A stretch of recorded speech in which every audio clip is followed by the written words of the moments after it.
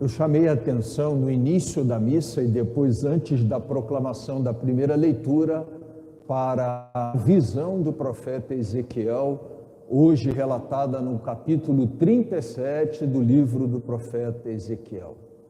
É um dos textos mais bonitos da Sagrada Escritura, não só do ponto de vista literário, mas também do ponto de vista da nossa fé, da concatenação, do encaixe perfeito entre Antigo e Novo Testamento. Vamos primeiro ao contexto deste texto. Ezequiel é um profeta que tem como missão levar a esperança para um povo que estava sem esperança em virtude do exílio da Babilônia. O exílio trouxe aquela sensação de que, enquanto povo, eles estavam mortos. E o judeu tinha bem essa consciência, separar a própria vida e ter presente o que é estar vivo ou morto do ponto de vista da consciência pessoal, mas havia uma força da consciência, vamos dizer assim, trazendo para o ambiente cristão eclesial, para a força comunitária eclesial muito grande, de modo que todas as experiências de exílio e de escravidão são vividas por eles como uma morte enquanto povo de Deus, uma morte enquanto povo da aliança, uma morte enquanto um povo que Deus tomou e escolheu para si. Um Deus que sempre cumpriu a parte dele, segundo o anúncio dos profetas, e não é diferente em Ezequiel. E é um povo que nem sempre cumpriu a sua parte e, fruto da infidelidade, experimentou exatamente a invasão de um povo estrangeiro e o exílio, a ida para o exílio, que é a morte. Essa relação de causa e efeito entre infidelidade, exílio, infidelidade, morte enquanto povo, estava sempre muito presente. Talvez não naqueles profetas em que o povo chega à cidade, como nós tivemos condições de acompanhar, por exemplo, no estudo que fizemos de Amós, no estudo que fizemos de Miqueias, no estudo que fizemos de Osés. Talvez não naquele momento em que o profeta chegava como advertência para dizer: olha, vocês estão longe do Senhor, longe da aliança, convertei-vos, voltai-vos para Deus, isso terá lá suas consequências graves. Naquele momento não, mas no momento justo em que experimentavam o cumprimento do anúncio ou da advertência do profeta, ali caía como uma espada sobre a cabeça deles a consciência da infidelidade. E aí a gente tem os profetas que têm, primeiro, essa função de advertência. Os profetas que têm a função de constatação. Está vendo? Vocês foram avisados, está aí a situação. Mas não vamos perder a nossa fé. O Senhor continua sendo o Senhor da aliança. E os profetas que têm a função de oferecer esperança, Não existe a palavra esperantizar, mas a ideia seria mais ou menos essa, De injetar esperança, de fornecer esperança. E Ezequiel é um deles. Hoje, no capítulo 37 de Ezequiel tem uma visão. O Senhor mostra a Ezequiel um campo de ossos secos. Esse campo de ossos secos está, segundo a visão de Ezequiel, absolutamente sem vida. E o Senhor diz a Ezequiel que aqueles ossos secos são Israel, Judá, enquanto povo, mortos, sem vida, um cemitério.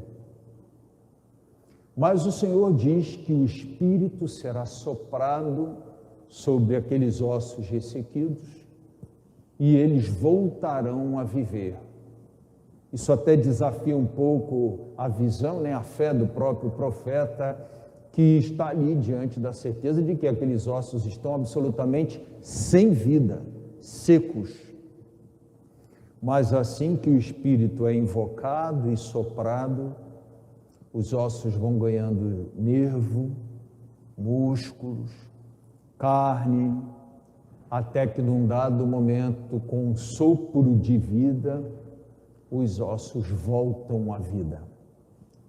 E aí o Senhor diz a Ezequiel: a visão que você acabou de ter, de um cenário de absoluta ausência de vida, morte, e depois um outro cenário de vida, explicado pelo sopro e pela ação do Espírito, é exatamente uma recriação, porque no texto da criação do mundo havia esse mesmo cenário. No princípio não havia nada, né? A terra era sem forma e vazia, e o Espírito de Deus é que trouxe as coisas à vida do nada. Da mesma forma que o ambiente é também semelhante, só que não de criação, mas o de recriação. Israel, outrora criado como povo, por ocasião da aliança feita pós-libertação do Egito, agora ressuscitará como povo nessa nova aliança, ou na renovação da aliança, feita tendo como garantia a fidelidade infalível de Deus, que diz: vocês vão sair daí, vão voltar para a terra de vocês e hão de se reerguer como povo.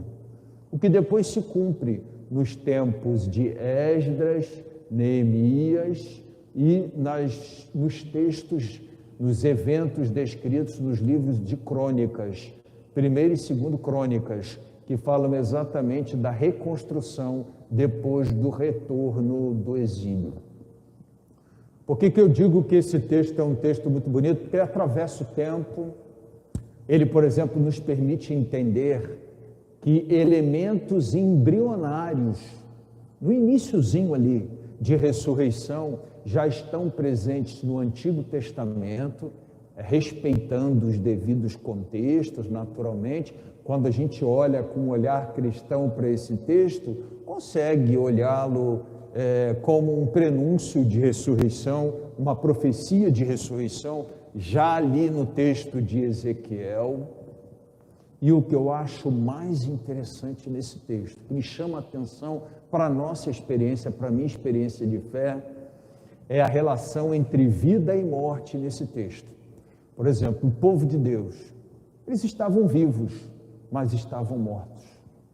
A infidelidade, essa antítese, essa oposição, né, está presente ali. Eles estavam vivos, coração batendo, corpo de pé, mas longe de Deus, sem a relação, na infidelidade, no pecado, estavam vivos e mortos, né?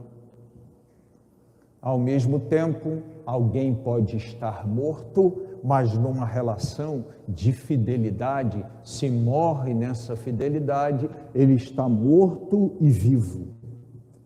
Essa oposição que eu acho interessante para a nossa caminhada espiritual, né?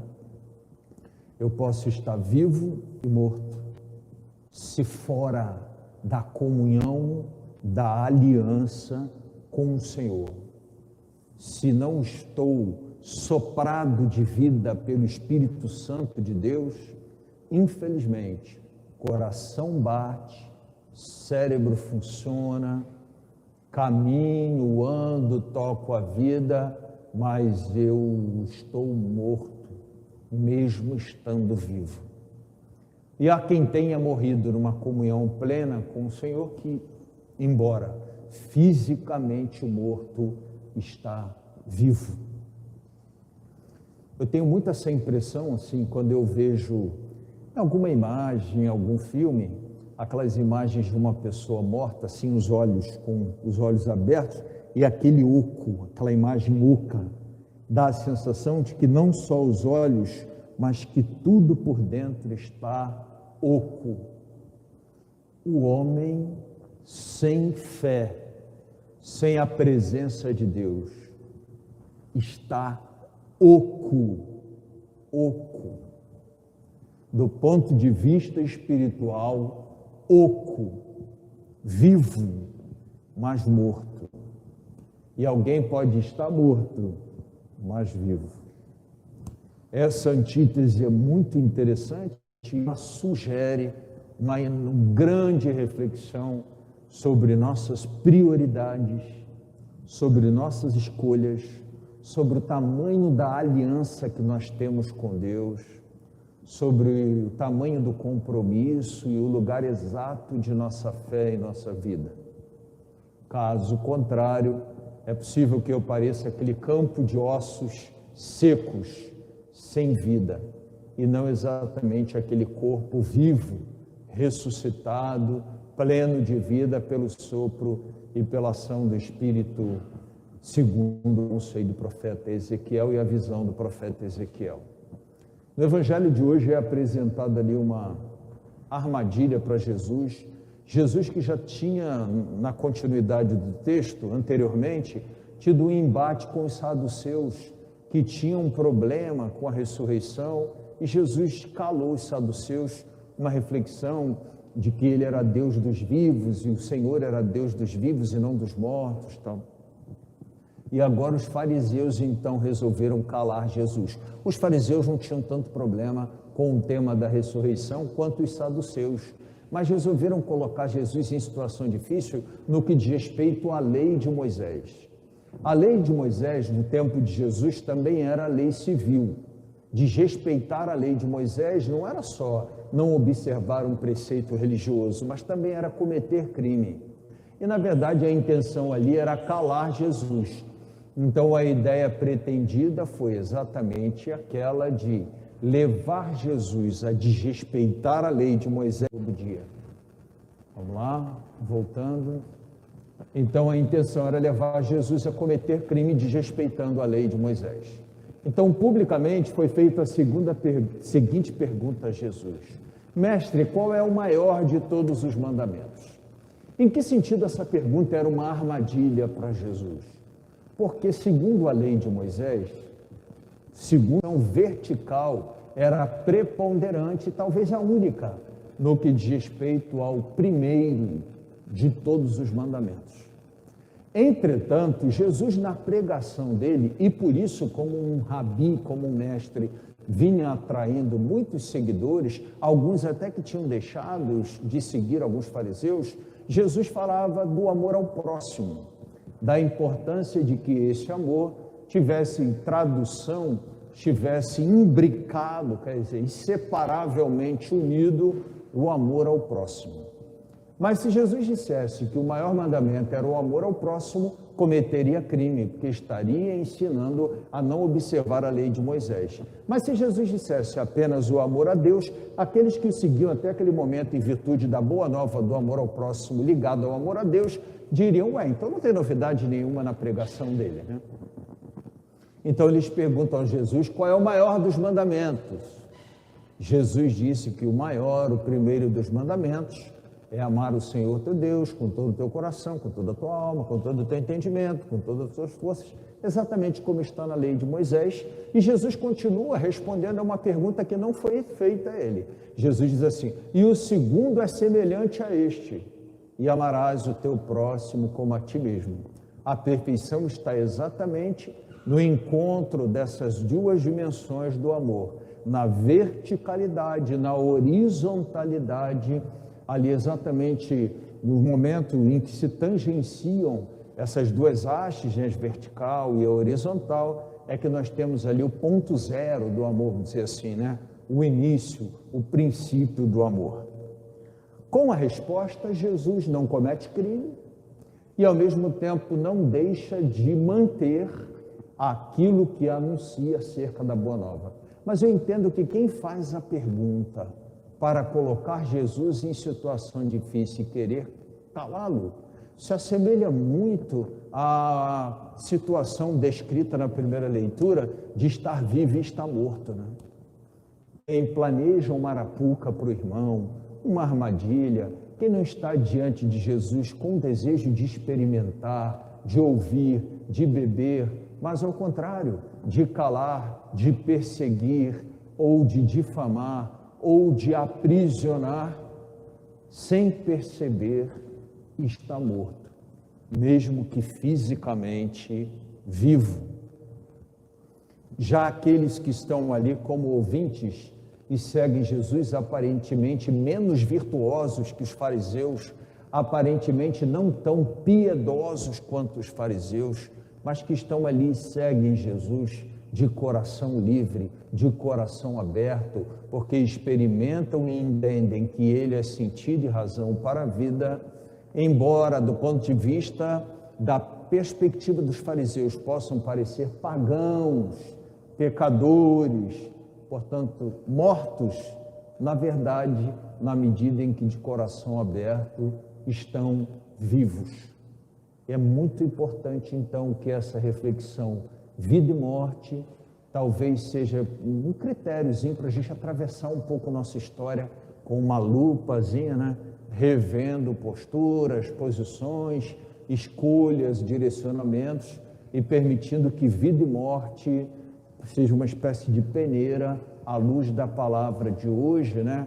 Deixando que o Espírito seja um pouco ali a teia da peneira que permite passar a vida e segura a morte e nos faça reviver, renascer, como sugerido na primeira leitura de hoje. Espero não ter me estendido e nem confundido vocês. Vamos pedir ao Senhor que sopre sobre nós o Espírito de vida que criou o mundo, dando vida a todas as coisas, que receberam sopro, o hálito de vida e vieram à vida. O Espírito que recriou Israel como povo, quando os tirou, a exemplo daquela visão, inspirados na visão de Ezequiel 37, que ouvimos hoje, Israel como povo, dando-lhes a oportunidade de voltar, esperar de novo em Deus.